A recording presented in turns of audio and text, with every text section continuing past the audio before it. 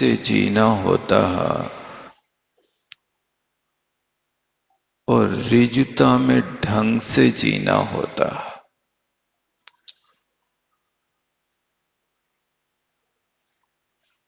जहां कपट होगा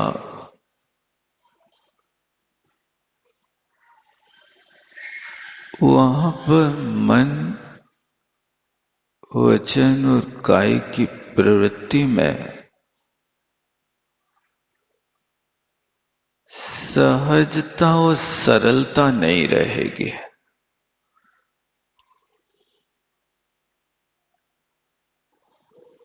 और जहां ऋजुता है उस व्यक्ति के अंदर बालकवत सरलता रहती है।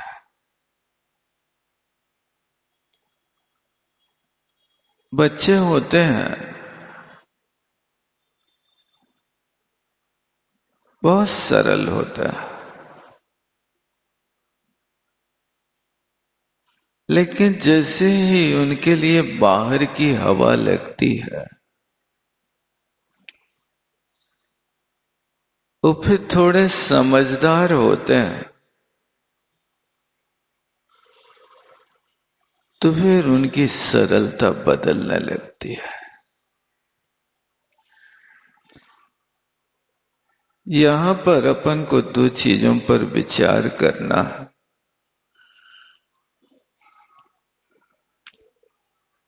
मायाचार करने से क्या लाभ है, क्या हानि है? मायाचार सिर्फ हमें तात्कालिक कुछ लाभ दिखाती है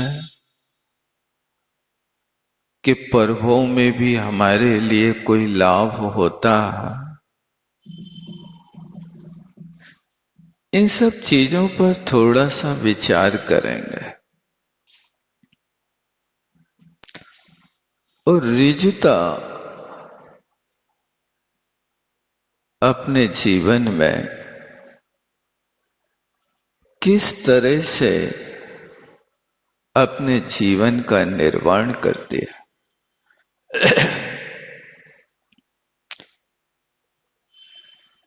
तो आचार्य भगवान ने लिखा, उमा स्वामी महाराज ने, कि जहां माया होती है उस माया के माध्यम से योगों में वक्रता आ जाती है। तो योग वक्रता विषंबादनम चाशुवश्य नामना। योगों की कुटिलता व्यक्ति के लिए अशुभ नाम कर्म का बंध कराती है और साधर्मियों से विसंवाद करने में भी अशुभ नाम कर्म का बंध होता है। क्योंकि हम नहीं जानते क्या नाम कर्म है, क्या अशुभ कर्म है, क्या शुभ कर्म है।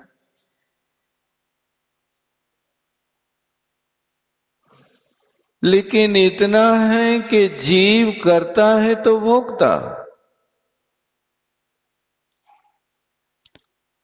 योगों की कुटिलता होगी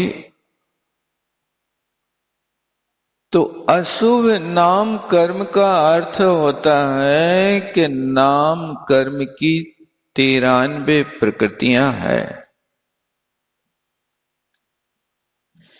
इन 93 प्रकृतियों में 42 पुण्य प्रकृति हैं और 51 पाप प्रकृति हैं। यानी पुण्य का बंध कम और पाप का बंध ज्यादा। तो कभी कभी ऐसा होता है कि हमारी एक सहजता में भी मायाचार होता रहता, हम पकड़ नहीं पाते,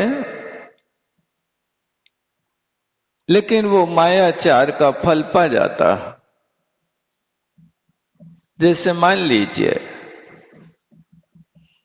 आप घर से निकले,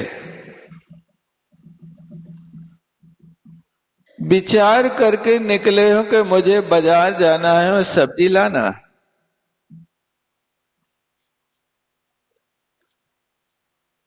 आप दरवाजे से बाहर आए और आपके पड़ोसी ने कहा, भैया कहां जा रहे हैं? कहूं नहीं। अब बाजार से सब्जी का थैला भर के लाए, फिर मुझे पूछा भैया का लाए? कछु नहीं। अरे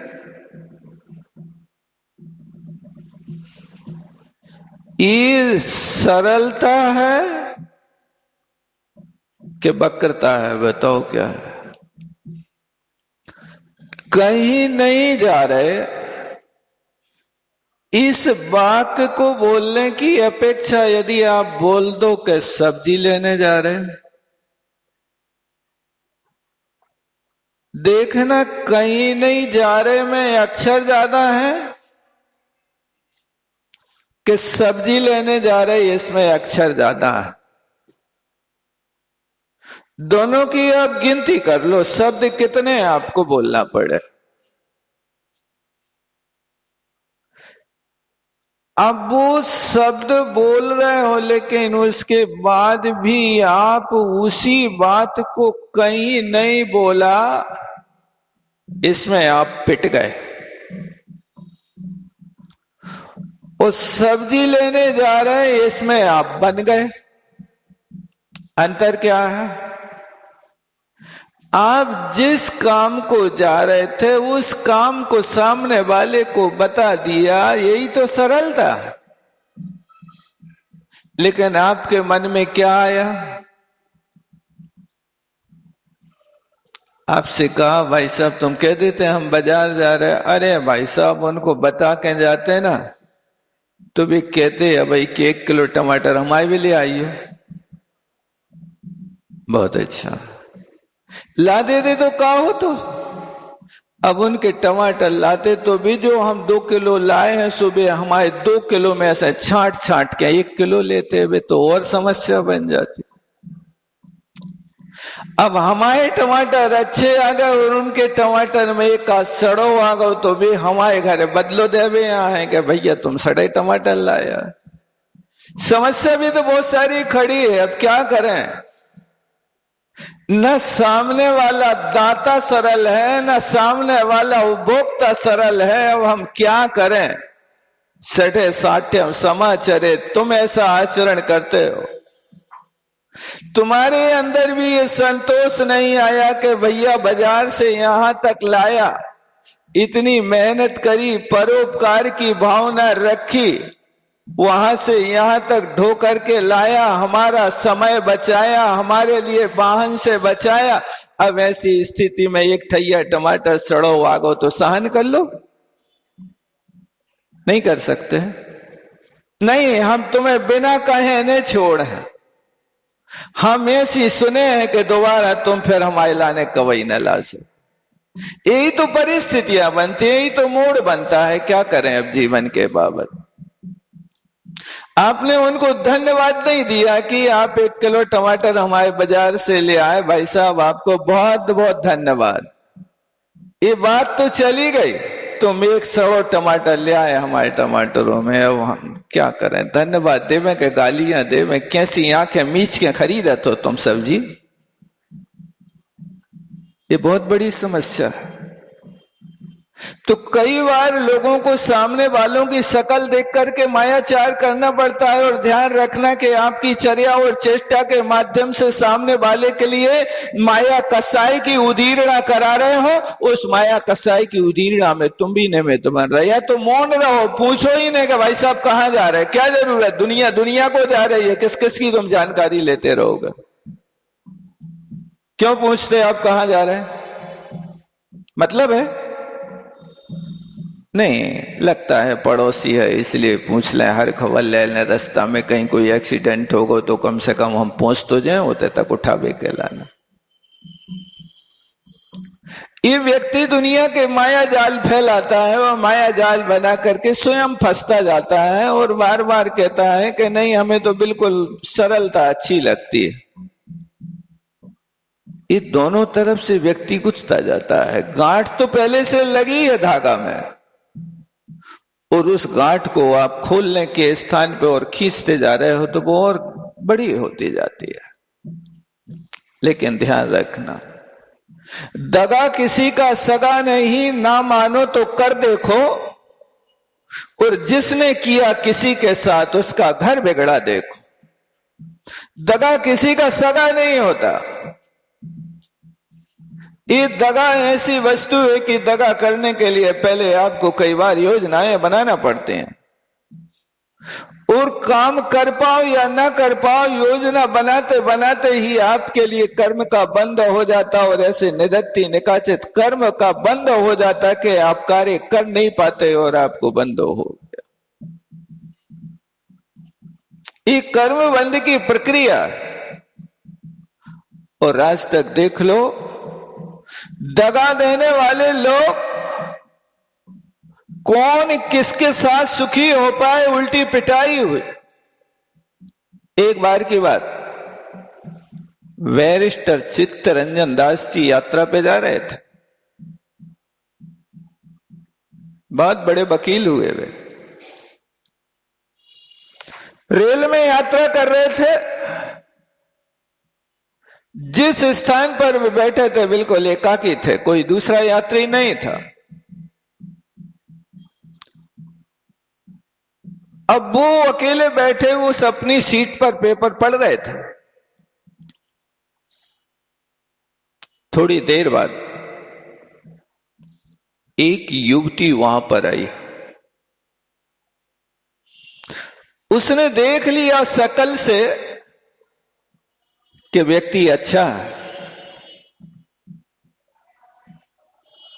एक कोट पैंट पहने हैं, बाहर की इसकी जो वेशभूषा दिखाई दे रही है, ये वेशभूषा गरीबी की नहीं है, ये अमीरी की वेशभूषा है। और लोग ऐसा करते हैं कि दूसरों को दिखाने के लिए कि मैं चाहे भले घर में कुछ भी खाता हूं लेकिन दूसरों को तो दिखाऊंगा तो अच्छा ही दिखाऊंगा। घर में चाहे अंधेरा हो, मस्जिद में दीप जलाऊंगा। आपके घर में अंधेरा लगा रहे कोई बात नहीं, लेकिन बाहर तो हम दीपक जलाएंगे। घर में रह करके आप 24 घंटे घर में रहो तो आप चड्डी बनियान पे दिन निकाल लो, लेकिन घर से बाहर निकलोगे तो आपके लिए तो ऐसी ड्रेस चाहिए कि उसमें चयन करोगे। घर से बाहर जा रहे, कहां जा रहे हैं? बाजार जा रहे हैं कि पार्टी में जा रहे हैं कि शादी में जा रहे हैं कि नेतागिरी में जा रहे हैं? जहां भी जाना है उतने प्रकार की ड्रेस, आपकी सब प्रकार की ड्रेसें आपके वहां पर सजी रखी हैं। ये निर्णय है आपका कि हमें यहां जाना तो ये ड्रेस पहनना है। अब उसको आप दिखा रहे हैं, सामने वाले व्यक्ति देख करके उसको सोचता है कि आप ऐसे हैं, तो आपके लिए फिर वो लूटने के मूड में आ जाता है।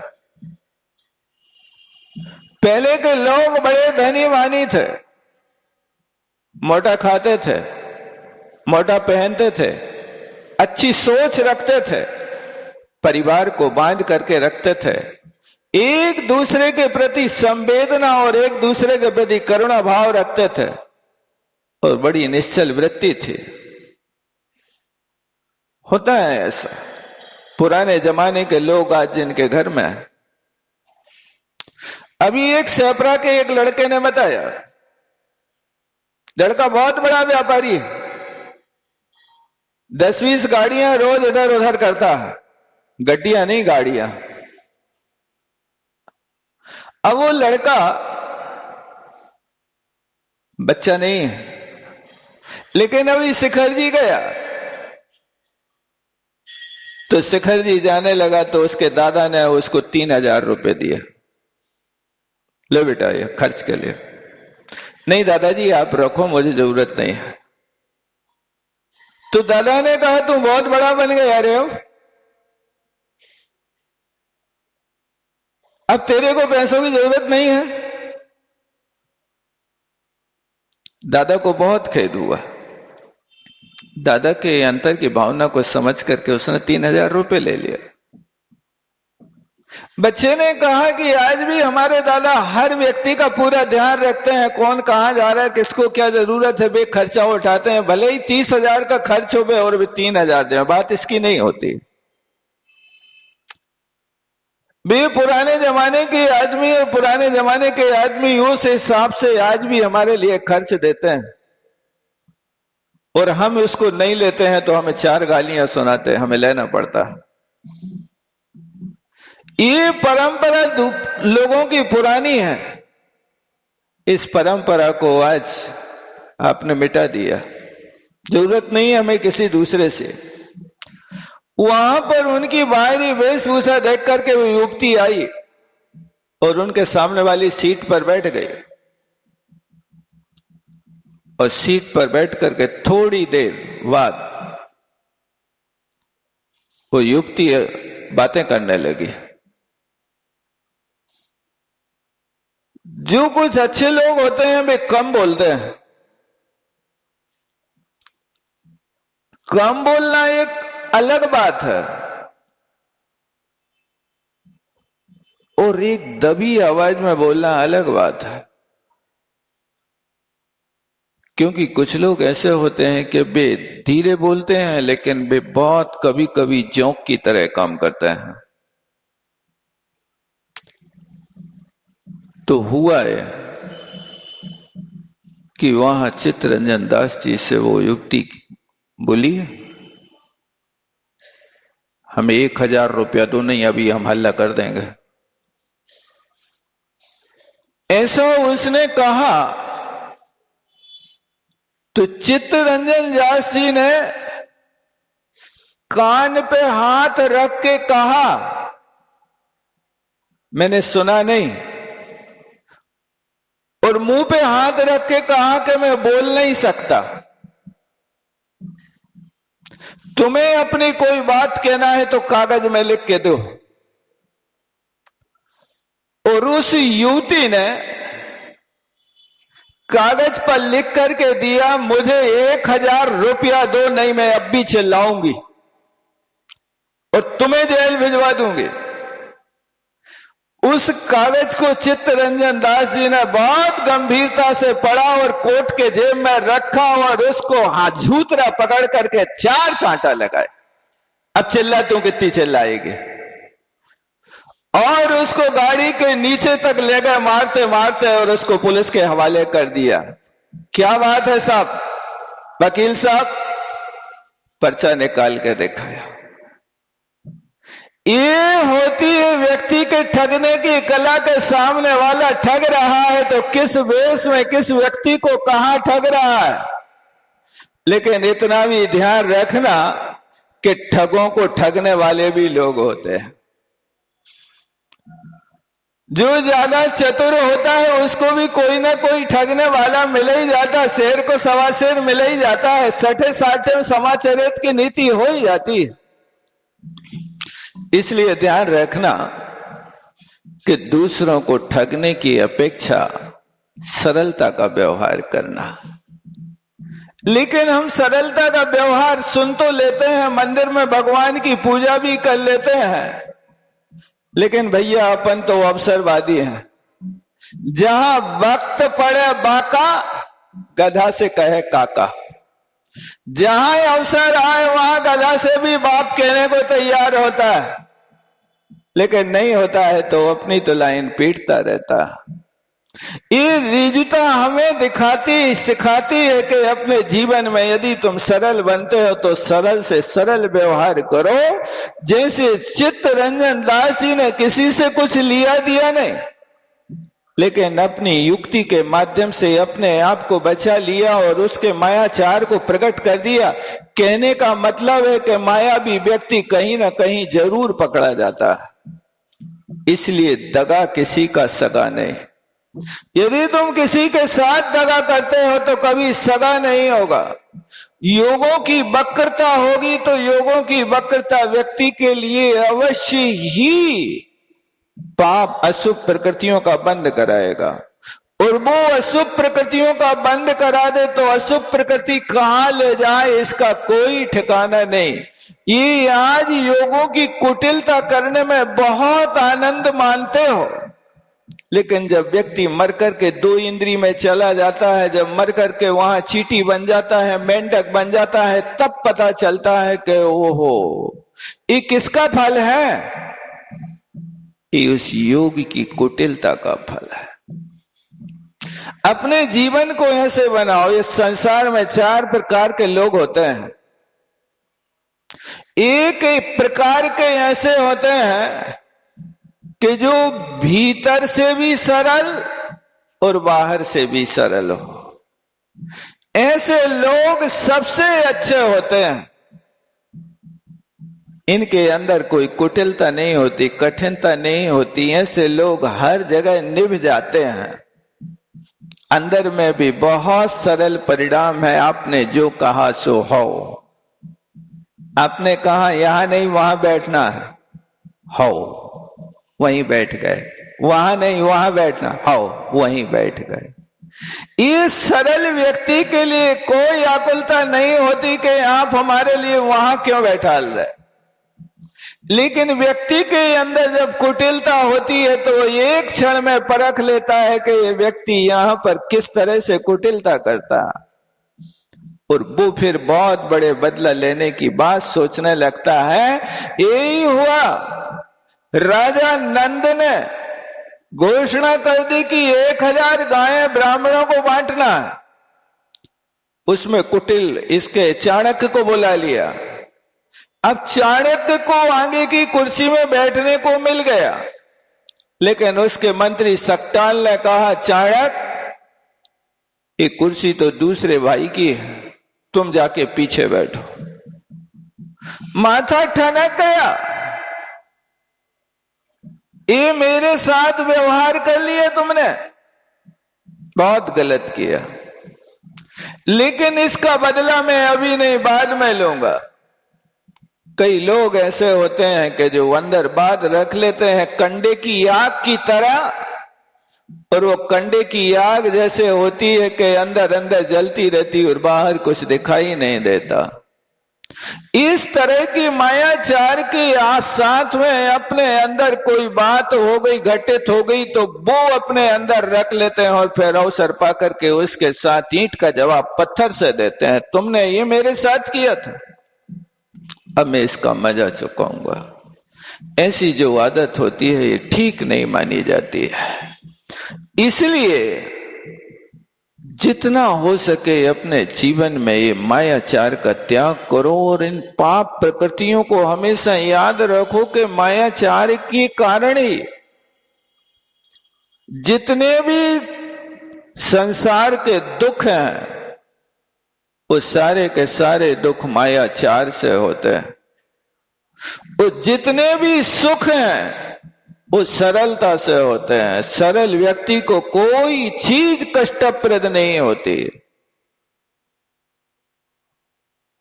एक व्यक्ति था, व्यक्ति क्या था? ब्रह्मचारी था, बहुत सरल था। महाराज को दवाई चलाने जाता था, काढ़ा चलाना। अब वो काढ़ा बहुत कड़वा था, चिरायता कहते हैं, चिरायता वगैरह जो थी, महाराज को बुखार आता था। अब वो ब्रह्मचारी जी महाराज को चिरायता चला देते, काढ़ा चला देते थे, और बाद में जितना बचता था तो वे ब्रह्मचारी पूरा पी लेते थे। बुखार नहीं था उनको, और बड़े प्रेम से आनंद से पीते थे। एक दिन चौके वाले ने कहा, भैया ये तुम क्या पीते हो, इतने आनंद लेते हो, इसको पीते पीते मुझे समझ में नहीं आता। मेरा तो मन होता है कि शायद एक बार मैं भी चखूं कि इतनी अच्छी चीज आप पी रहे हो, आनंद आता है पीने में। तो ब्रह्मचारी जी ने कहा कि थोड़ा सा तुम भी चख लो, इसमें क्या बात है, तुम्हारी इच्छा है, क्योंकि व्यक्ति की देखने से इच्छा हो जाती है।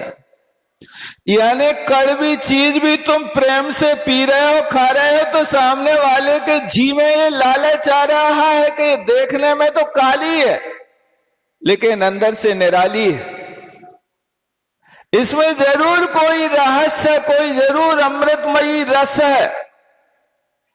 और उस चौके वाले ने उन भैया जी की उस प्रसन्नता को देख करके और उस काढ़े को जैसे ही मुंह पर रखा तो थुथु करने लगे, अरे क्या है, क्या हुआ। यही तो ये कि दूसरों की कड़वी बात को भी तुम बहुत अच्छे से पी जाओ प्रसन्नता पूर्वक, वही तुम्हारे जीवन का जीने का ढंग है। और यदि तुमने एक घूंट उसको पिया और एक घूंट पी करके तुमने जो मुंह गुड़िया लिया, वचन से बोल दिया, मन में विकार आ गया, यही तो आपकी कुटिलता है, यही तो योगों की वक्रता है। और उस समय यदि जिस समय तुम थू थू कर रहे हो और उस समय अपकर्ष काल पड़ गया तो नियम से तुम्हारे लिए पता नहीं कौन सी त्रेंचायु का बंद हो जाए। त्रेंचायु का तो हो गए, लेकिन त्रेंचायु में भी 62 लाख योनियां हैं। उन 62 लाख योनियों में कौन सी योनि तुम्हारे फंदे में पड़ जाए इसका कोई ठिकाना नहीं। लोग माया को बहुत अच्छा समझते हैं, लेकिन कोई तुमसे पूछे कि भैया कोई कुत्ता बनना चाहता, सुअर बनना चाहता, सांप बनना चाहता, नहीं, भैंस बनना चाहता, मेंढक बनना चाहता, कोई भी तैयार नहीं होगा।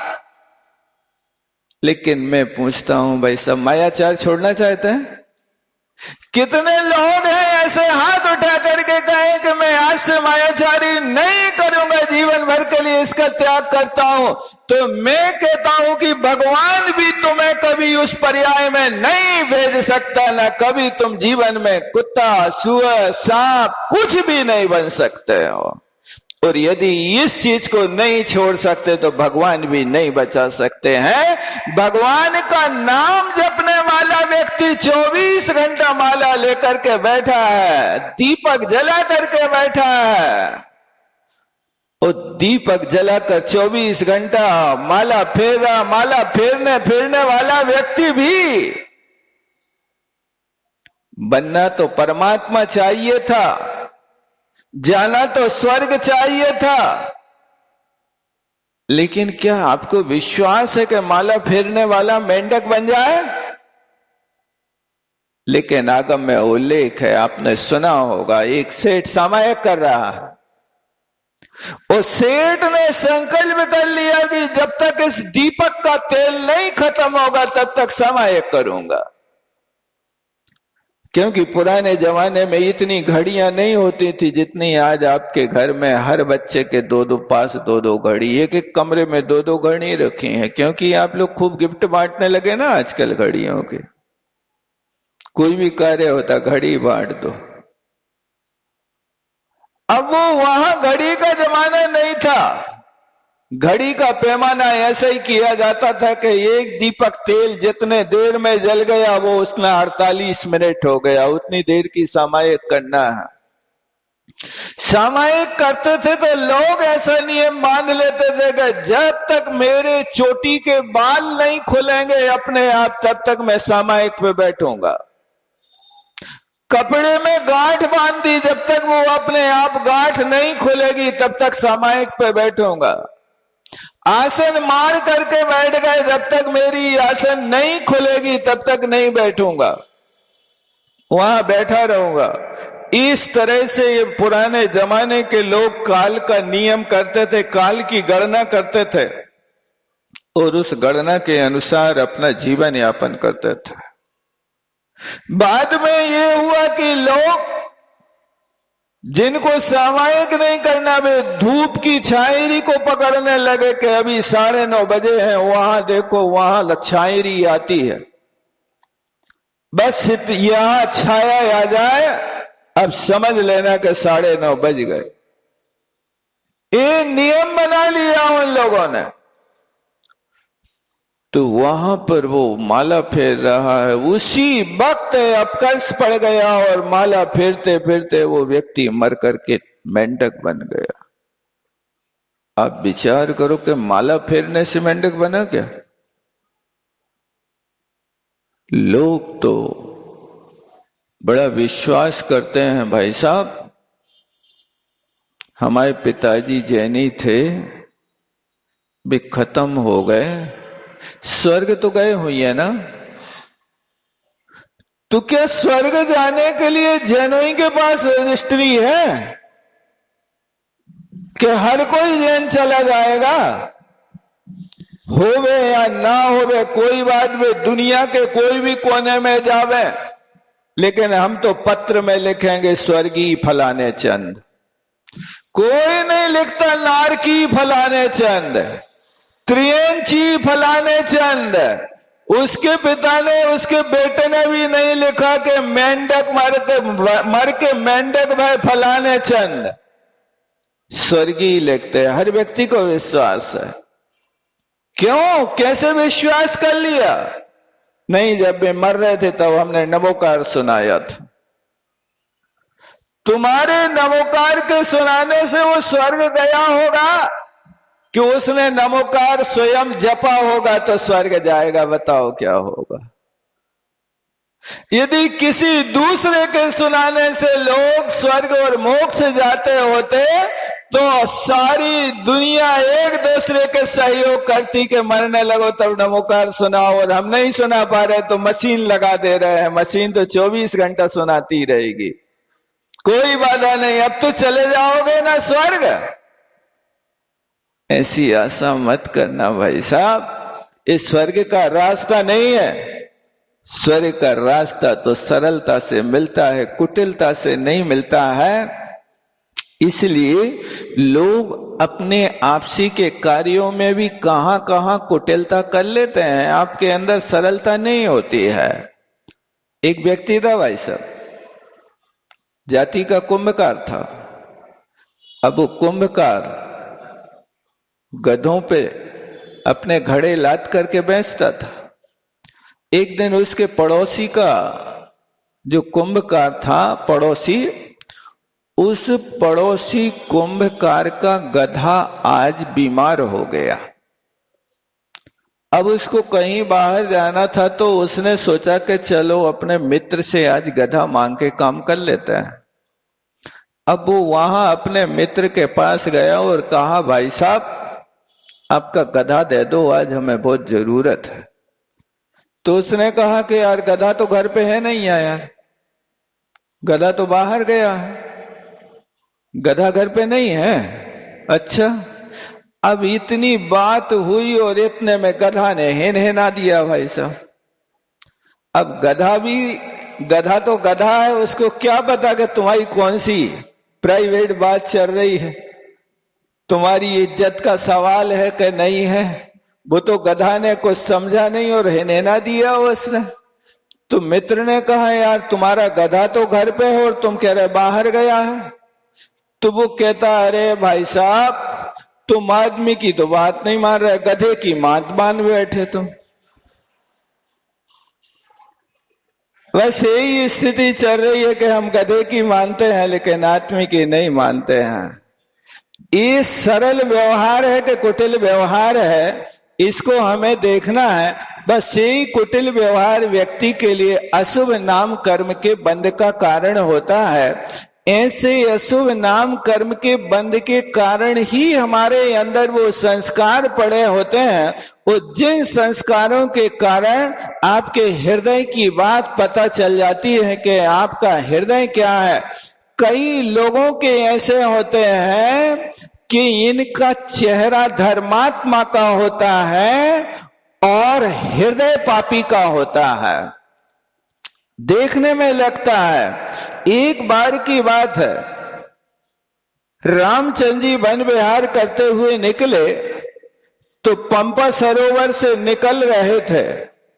उस पंपा सरोवर के किनारे पर एक बगला को देखा कि बहुत बड़ा ध्यान है, ऐसा ध्यान मग्न बैठा है और उस ध्यान के साथ चलता है तो ऐसी ईरिया समिति पालता है, ऐसी ईरिया समिति पालता है कि ऐसे साधु नहीं पाल सकते।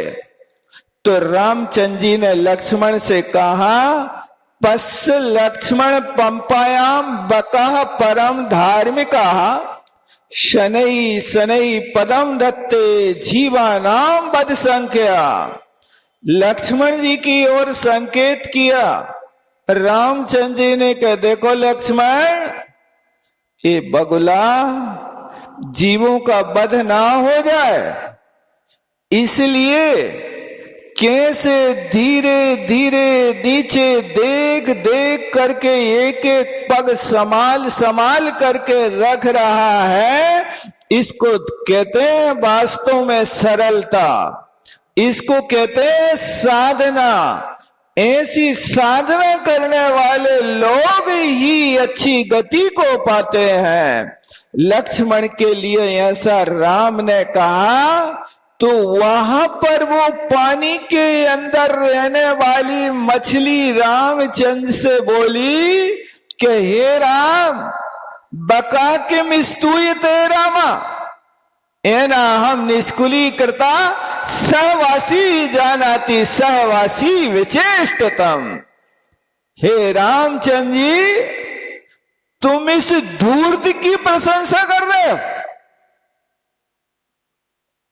जो धूर्त इतना है कि तुम कह रहे कि ये बहुत सनई सनई पग रख रहा है।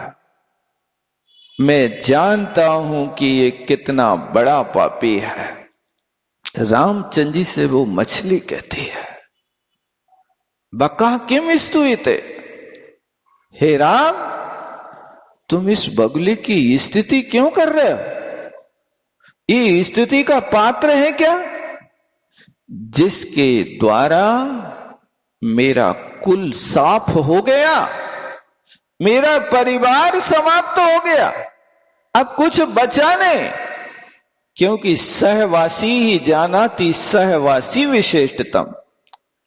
सहवासी की चेष्टा सहवासी ही जानता है। क्योंकि जब तक व्यक्ति का निकटपना का संबंध नहीं होता, एक दूसरे के पास नहीं होते, तब तक व्यक्ति का व्यक्तित्व नहीं जाना जाता। इसलिए पुराने लोग कहा करते थे कि आदमी जाने बसे और घोड़ा जाने कसे। घोड़ा की परीक्षा करना है तो घोड़ा को कस करके और फिर सवारी करो, तब पता चलता है कि घोड़ा कैसा है। और आदमी है तो आदमी के साथ दूर से नहीं, जब निकटता होती है तब पता चलता है कि आदमी किस तरह का नेचर वाला हुआ करता है।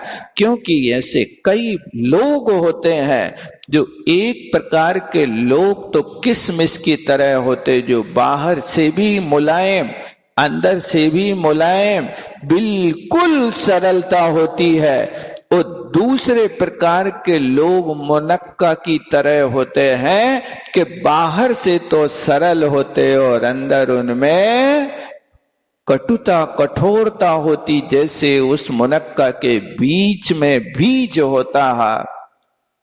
और तीसरे प्रकार के लोग नारियल की तरह होते हैं, जो बाहर से कठोर और अंदर से सरल होते हैं।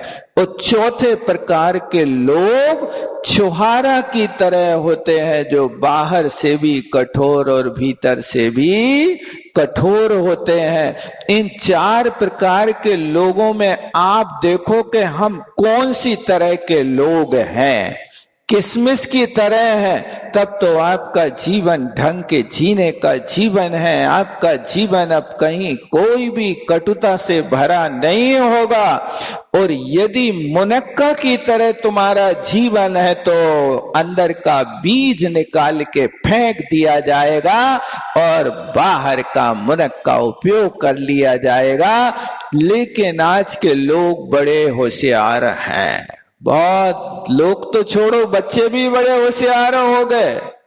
एक बच्चा बड़ा नटखट था भाई साहब, वो बच्चा दवाई नहीं खाता था, गोली नहीं खाता था, बड़े परेशान होते थे। तो माँ ने अब उसका तरीका बदला और माँ ने एक दिन गुलाब जामुन बनाई और गुलाब जामुन के भीतर उसने टेबलेट रख दी 2 ठो। अब हुआ ये कि माँ पानी भरने गई और बच्चे से कहा, बेटा तुम्हारे लिए गुलाब जामुन बनाई है, तुम गुलाब जामुन खा लेना, मैं जब तक पानी भर के आती हूँ। बेटा ने कहा, बहुत अच्छा माँ, तू कितनी अच्छी है। हाँ बेटा जाओ, तुम्हारे लिए आज गुलाब जामुन बनाई। माँ पानी भरने गई और यहाँ इसने गुलाब जामुन उड़ाई। वहां जब पानी भर के माँ आई और माँ ने पूछा, बेटा गुलाब जामुन खा ली? हाँ माँ गुलाब जामुन खा ली, गुठली बाहर फेंक दी। ये स्थिति आज के लोगों की हो गई कि भी मुनक्का की गुठली भी बाहर निकाल दी और मुनक्का खा ली। लेकिन यहाँ पर वो गुठली को तो निकाल देते हैं, लेकिन अंदर में जो कटुता है उसको आज तक नहीं उगल पाते। इसके कारण संसार में कोलू के बैल बन करके वो लोग घूमते रहते हैं। और एक आगे जो होता है नारियल होता है, वो नारियल बाहर से कठोर है। इस तरह के अच्छे साधक होते हैं, दृढ़ व्रती होते हैं, बाहर से कठोर साधना करते हैं, लेकिन अंदर से वो नारियल की तरह बहुत निर्मल और कोमल प्रकृति के होते हैं। अपने जीवन को बनाओ ऐसा बनाओ कि व्रतों के प्रति तो नारियल की तरह उस नारियल के गोले के ऊपर इतना बड़ा कठोर जटा झूठ के साथ वो नरेटी लगी है, ऐसी अपने व्रतों में, गृहीत व्रतों में इतनी कठोरता रखना और अंदर से इतनी मुलायम कोमलता, जैसे नारियल होता है वो अंदर से कोमल होता है, मीठा होता है, ऐसा व्यवहार रखने वाला जीव मोक्षगामी होता है।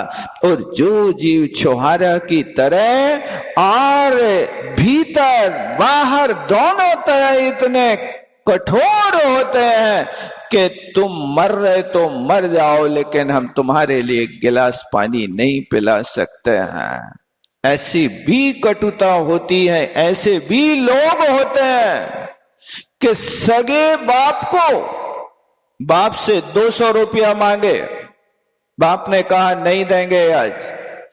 उस पूत ने अपने बाप को खटिया से बांध करके और आग लगा दी और बेटा सामने खड़ा रहा, देखता रहा और बाप खटिया पे जलता रहा, मर गया। ये कितनी कठोरता वाले हृदय वाले लोग होते हैं जिन लोगों के अंदर अपने के प्रति भी आदर नहीं होता है। हृदय की कठोरता व्यक्ति के लिए नियम से कई भवों तक दुर्गति में भटकाती है। इसलिए ऐसी ये कटुता अपन को समाप्त करने का प्रयास करना चाहिए। समय अपना हो रहा है। बस आज का हमारा कहने का मतलब है कि मायाचार का फल विचार करना, कि उमा स्वामी महाराज ने जो कहा, योग वक्रता विसंवादनम चाशुवश्य नामना, योगों की कुटिलता व्यक्ति के लिए अशुभ नाम कर्म का बंध कराती और वो अशुभ नाम कर्म का बंध व्यक्ति को भवों में भटकाता है। और 4 प्रकार के लोगों को याद रखना, उनमें सबसे पहले किशमिश की भांति यदि हम बन सकें, भीतर बाहर बच्चों की तरह सरल, तो ये बहुत अच्छा है। और यदि किशमिश की भांति नहीं बन पाए तो फिर आप विचार करो कि बाहर और भीतर कठोरता है तो छोहारा की भांति है। और यदि बाहर कठोर हैं अंदर से सरल हैं तो बाहर की कठोरता तुम्हें संसार में नहीं भटकाएगी। बाहर से व्रतों के प्रति कठोर रहो, लेकिन अंतरंग में नरियल की भांति यदि आपका मन कोमल है, उसी का नाम तो दया है, उसी का नाम करुणा है और उसी का नाम मोक्ष मार्ग है। बस इतना है कि आप बाहर की प्रवृत्ति करते हुए कुछ भी करो। आप सांप को देखते हो कि सांप जब बाहर निकलता है तो लहरियां लेकर के घूमता है, और जब बिल में प्रवेश करता है तो सीधा होकर के ही प्रवेश करता, फिर वहां कुटिल नहीं होता। इस तरह अपन जब तक के संसार में हैं तब तक तो भले ही कुटिलता करते रहो, लेकिन जब आत्म स्वरूप में प्रवेश करें तो हमें उतना सरल बनना पड़ेगा, तभी उस बिल में रह सकते हो, अन्यथा नहीं रह सकते। इसी भावना के साथ विराम लेता हूँ। बोलो आचार्य गुरुवर विद्यासागर जी महाराज की। परम पूज्य 108 मुनि श्री निर्दोष सागर जी महाराज की। परम पूज्य 108 मुनि श्री निर्लोभ सागर जी महाराज की। परम पूज्य 108 मुनि श्री निरूपम सागर जी महाराज की। जावाणी के ज्ञान से